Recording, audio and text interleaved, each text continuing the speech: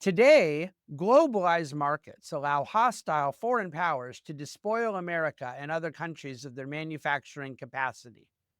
It's not true.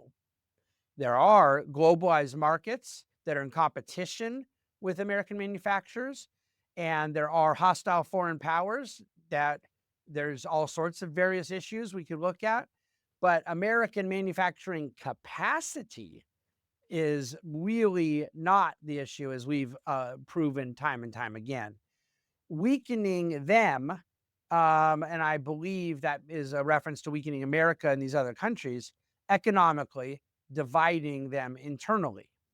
At the same time, transnational corporations show little loyalty to any nation damage public life by censoring political speech, flooding the country with dangerous and addictive substances and pornography, and promoting obsessive, destructive personal habits.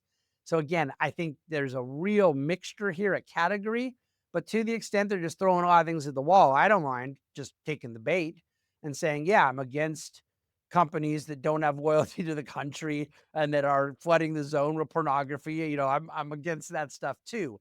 Where that fits in to the other points they're making, I think it requires elaboration, but I digress. Um, and promoting obsessive and destructive personal habits. Now, okay, again, if you're talking about certain elements that undermine the moral soul of the nation, let's look at that and figure out where the jurisdiction is and where the legitimacy of intervention is. But when you say destructive personal habits, do you mean how people eat, how people dress, how what what are we referring to what ought to be in the purview of central planners, or are we referring to what is in the domain of the self and its own responsibility for self governance?